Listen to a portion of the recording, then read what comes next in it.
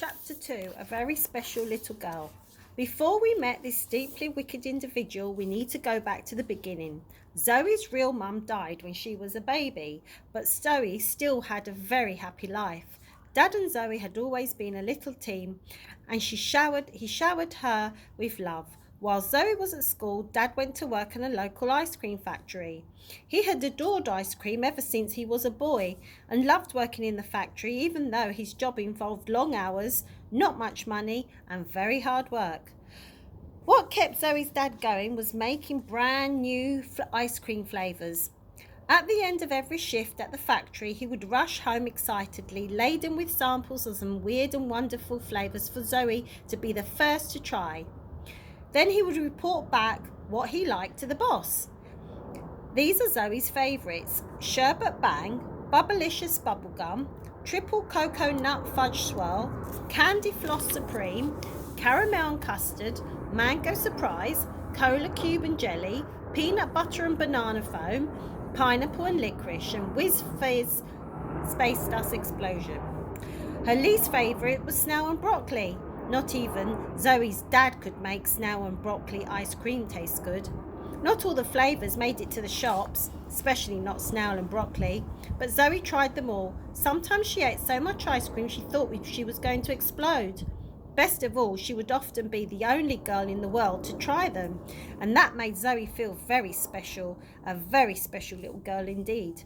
There was one problem. Being an only child, Zoe had no one at home to play with apart from her dad, who worked long hours at the factory. So by the time she reached the age of 9, like many kids, she wanted a pet with all her heart and soul. It didn't have to be a hamster. She just needed something, anything to love, something that she would hoped would love her back. However, living on the 37th floor of a leaning tower block, which is there,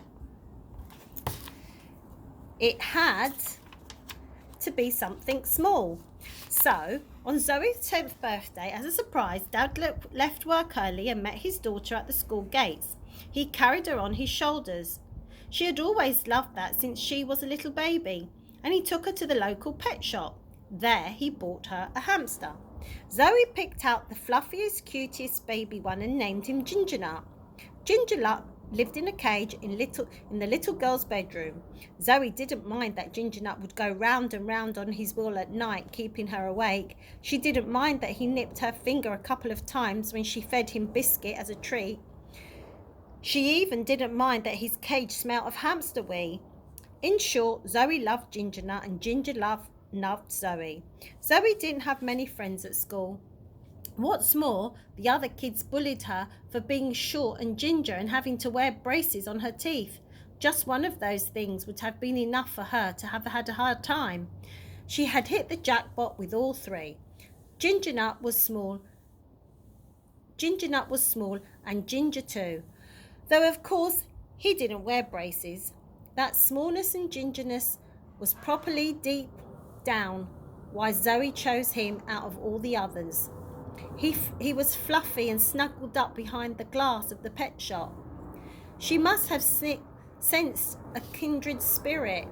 Over the weeks and months that followed, Zoe taught Ginger Nut some mind-boggling tricks. For a sunflower seed, he would stand on his back legs and do a little dance. For a walnut, Ginger Nut would do a backward flip. And for a lump of sugar, he would spin around on his back. Zoe's dream was to make her pet world famous as the very first breakdancing hamster. She planned to put on a little Christmas show for all the other children on the estate. She even made a poster to advertise it. Then one day, Dad came home with some very sad news, which would tear her happy little life apart. And that's the poster she made for Ginger Nut.